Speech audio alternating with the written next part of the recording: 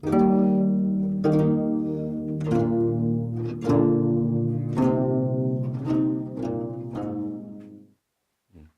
인사부터 할게요. 자, 반갑습니다. 자, 서로 인사합니다. 예. 예. 예. 그냥 우리 이렇게 하고 놀아요. 평상시도. 별거 없어요.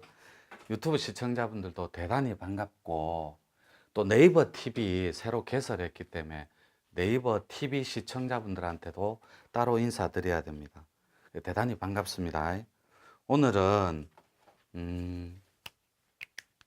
일기 졸업생이었던 또 방장님도 또 이렇게 용맹정진에 오셨고, 이기 방장님들은 계속 정진 중에 있고, 또 새로 무문관에 들어오실 분도 여기 앉아 계십니다. 다들 추석 전후로 와주셔서 대단히 반갑고 또 감사하고 그렇습니다. 오늘은 명제 자체를 홍익 자본주의 실현이라고 한번 적어 볼게요. 요렇게. 요때 또 들렸습니까? 배 다 보이죠? 그냥 예쁘게 봐주세요. 티가 입을 게 없어요. 이거밖에. 저 이거밖에 안 입지만 같은 게 4개 있습니다. 그러니까 매주 갈아입어요. 매일. 똑같은 게 아니에요. 매일 갈아입어요. 같은 거 절대 아니에요. 요 실현이 있는데 오늘은 먹고 사는 이야기를 재밌게 한번 풀어볼 거예요.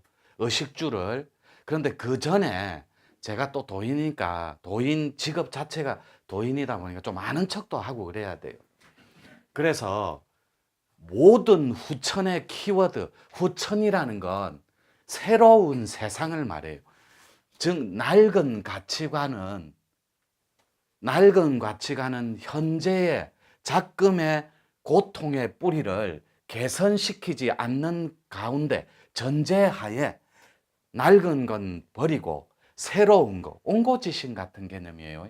옛것을 숭상하되 존중하고 새로운 걸 퓨전 형태로 접목해 보자는 거예요. 그게 홍익 자본주의인데, 이 자본주의는 철저하게 자본이 주가 되는 거예요. 그러니까 이윤을 추구하는 걸 생리적 욕구로 하는 완벽한 그런 팩트, 자본이 주가 되는 거. 한번 적어 볼게요. 이렇게 홍익 세상을 실현하는데 2가지 축이 있어요. 불변의 축. 한 축이 이렇게 경제의 실현이에요. 이 경제자가 빠지는 홍익은 존재할 수가 없습니다. 홍익 자체가 이렇게 널리 사람을 이롭게 하는, 즉 따뜻한 원리는 도에 닿아 있으니까, 이 진짜 바른 도가 되기 위해서는 전 세계 사람들이 고통이 없고 정의로운 가운데 대의를 실현할 수 있는 것, 즉 가슴 속에, 여러분들 가슴 속에 꿈과 비전을 실현시킬 수 있는 대의를, 즉 세계관을 제시해 줄 수 있는 전제, 이게요. 그러니까 이 가치 철학이 한 축이 경제라면 홍익 실현입니다. 홍익 세상을 만들 때. 또 한 축은 도덕의 실현이에요. 이렇게.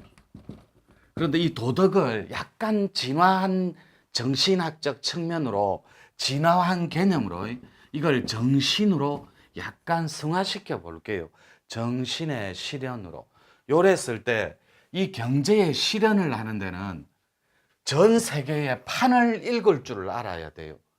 그러니까 후천의 키워드가 있는데, 새로운 세상, 낡은 사고를 과감하게 탈피하고 새로운 신의식으로 무장한 신인류들, 이 자체가 살아가는 세상은 새로운 경제적 패러다임이 있어요. 판이. 거기에 후천의 키워드가 요겁니다. 요거. 딱 요거. 천부경의 묘자. 이게 핵심 키워드예요. 3차원 몸하고 4차원 비물질인 정신을 융합해서 통합할 수 있는 유일한 키워드가 묘자라고. 근데 왜 이게 선후천을 연결하고 낡은 사고와 새로운 지식 체계와 지혜 체계를 연결해주는 통로고 핵심 열쇠냐면, 이걸 계집여자로 보시면 안 돼요. 절대로. 계집여로 보지 말고 새로운으로 보라니까. 새로움으로. 그리고 이게 I로 봐요. 화동. 그러니까 화동인데 우리나라가 여기 있고 중국이 있어요. 몽골이 있고 러시아가 있고 일본이 있고 여기에 연해주거든. 요 위에 요렇게 러시아 있는데 일본 연해주에 여기에 캄차카가 있어요. 그리고 요렇게 있으면 말레이시아 반도 있는데 여기가 하노이입니다. 베트남. 그러면 한국 땅에서 아이 발목이에요. 여기 발. 요렇게 배꼽을 거쳐서 한국 땅에서 아이가 하노이에 코를 박고 있는 형국. 이게 새로운 세상에 지구를 완벽하게 개벽시키는 경제의 새로운 지도예요. 새로 다가올 세상. 근데 캄차카에는 그냥 수산업이 발달해 있고, 캄차카 여기는 그냥 인구도 50만 명이 안 됩니다. 여기는 그냥 화산 지역이고 그냥 그런 지역이에요. 바다가 있고 자연 수산업이 발달한. 근데 거기에는 천지가 개벽할 후천의 경제 개벽이 일어날 첫 시발점이에요. 첫 단추. 마무리는 베트남, 말레이시아, 인도네시아 이런 데서 마무리가 될 거고, 동아시아에서 이것이 천지를 개벽시킬 건데, 새로운 세상은 경제 개벽밖에 없어요. 왜요? 이게 과학의 진보하고 다 있어서 그래요. 이렇게 과학적인 진보, 발전 속도랑. 그런데 오늘날에 이 정신개벽이 못 따라가는 이유가 그 과학적인 진보 속도랑 정신이 개혁되는 진보 속도가 맞지가 않아요. 그러니까 뒤틀려버린 오늘날의 형국, 이게 지구의 고통입니다. 그러니까 판을 좀 크게 본다면 이런 경제 개벽이 일어나는데 요 피로도 봅니다. 피가 맑은, 작을 소해도 되고 적을 소해도 되고 아무 상관없어요. 김지아 씨 말이 후천은 흰 그늘로 세상이 뒤집어진다 그러거든. 이것이 정력에서 말하는 화동의 핵심 키워드예요. 흰 그늘이 완벽하게 세상이 뒤집어지는, 경천동자는 천하가 다시 새롭게 판을 갖추는, 그러니까 새로 도래할 이 세상에는 이 정신의 실현 또한 중요한데, 요거는 우리 공부로 완벽하게 다가갈 수 있어요. 이거를 제가 아세안 르네상스라고 했는데, 요거를 이 아세안 르네상스의 방장 프로젝트가 있는데 지도자용으로 하나 남겨놓은 게 있어요. 그게 커넥톤 프로젝트라고 하는 거예요. 여러분들이 게놈 프로젝트나 유전자 지도, 세포 지도 같은 거 이런 거는 들어서 익히 알고 있어요. 근데 신경세포, 뇌 지도, 그러니까 신경지도, 신의 지도, 이거를 완성한 지도 이름을 뇌신경망 해서 커넥톰이라고 하는 거예요. 요건 나중에 지도자들이 방장되고 하면 다 공부를 습득할 시간이 있을 거예요. 유튜브 시청자분들도. 그래서 왜 이게 화동으로 보냐면, 묘자를 아이가 코를 거꾸로 받고 세계 지도에 이렇게 한국의 배꼽을 두고 엎어져 있는 형국이에요. 후천은 다 뒤집어지는 거니까. 흰 그늘은. 요게 동학하고 정력의 텍스트입니다. 영장의 조화. 제가 오늘은 여러분들이 표정이 알아듣든 못 알아듣든 제 버전으로 한번 달려가 볼게요. 그러면 여기에 왜 하필이면 후천개벽이 요 캄차카에서, 러시아 캄차카에서 일어나는가? 석유 매장량 때문에 그래요. 그래서 우리끼리 말로 G2가 지구상에서 어느 나라를 가리키는 용어예요? G2가 미국하고 중국입니다. 요 두 나라 중에 에이스는 정해져 있어요. 미국은 불변이에요. 해가 지지 않는 태양의 제국이라니까. 이집트가 태양의 나라가 아니고 세계의 경제 흐름은 미국이 해가 지지 않는 태양의 제국이기 때문에 이 친구는 불변의 에이스입니다. 근데 이 친구가 G2가 되려면 캄차카 근해에 있는 카스피해, 세계에서 가장 큰 호수 지하 바닥에 숨겨 있는 석유를, 인프라를 구축해 끄집어내는 나라가 중국하고 일본이 있는데, 이 매장량을 전액을 다 가져가기를 원해요. 앞으로 세계사의 흐름은 이 매장량이 석유, 천연, 액화가스라 석유 매장량이 이 두 나라에 좌지우지 당할 수는 없는 거예요. 이 두 나라가 가져가면, 일본이 가져가면 라이센스 맺어서 가져가면 일본이 G2가 되고 미국하고, 중국이 가져가면 주지의 G2가 됩니다. 그런데 세계판을 다시 짠다면 저는 이렇게 봅니다. 100년의 미래 세상을. 그러면 매장량을 잠깐 살펴볼게요. 대충 신문에 나온 것만. 이란, 사우디는 주지의 1위고, 이란, 이라크, 그 다음에 아랍에미리트, 이렇게 그냥 대충 적을게요. 쿠웨이트, 그 다음에 리비아, 그 다음에 오만, 이런 순일 거예요 아마. 이렇게 사우디는 젖혀놓고 주지의 1위니까 이런 식으로 매장량이 진행돼요, 중동은. 근데 이거 앞으로 30년, 40년간 바닥입니다.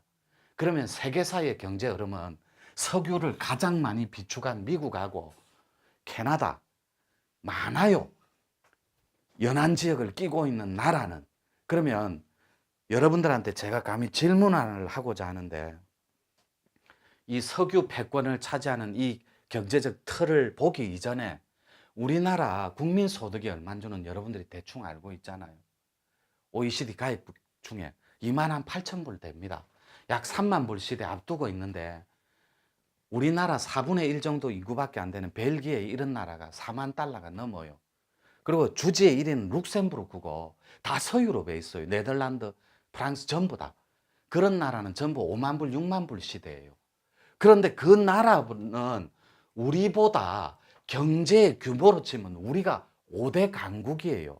우리 위에 있는 나라가 미국, 일본, 중국, 독일, 그리고 우리예요. 한국, 이태리 이런 식으로 진행이 됩니다. 영국, 스페인 전부 다 우리보다 처져요. 수출 강소국, 강대국 이런 거로 치면, 수출로만 보고 GNP로 이 비율로 따지면 우리는 초슈퍼 인류 강대국이 될 수 있는 선진국이라니까. 그죠?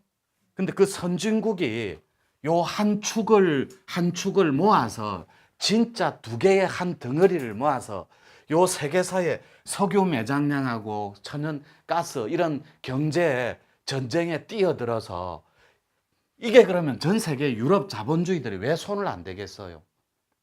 이때까지 이 매장량 100년을 썩어도 지구인들이 남을 양, 인프라가 구축이 안 돼서 그래요.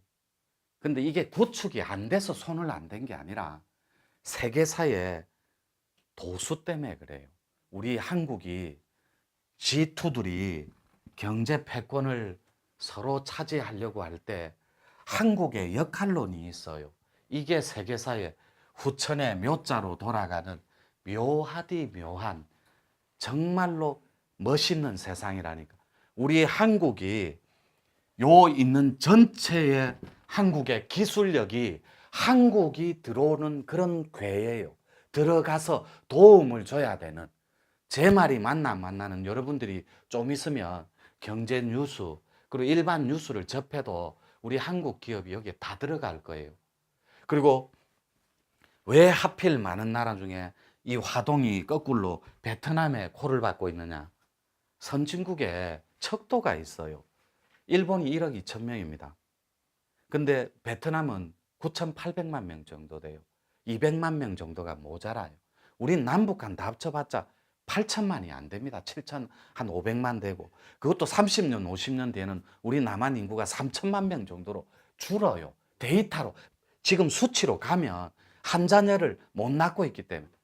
그 자체도 이미 몸에 독소 개벽이 일어나서 무정자로 남자들이 살아갈 수밖에 없어요. 공해, 독 때문에.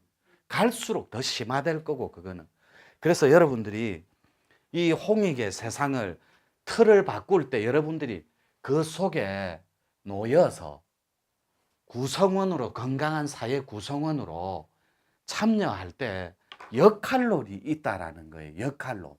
그래서 그 역할론을 가르쳐 주려고 열심히 공부 가르치고 있는 거예요.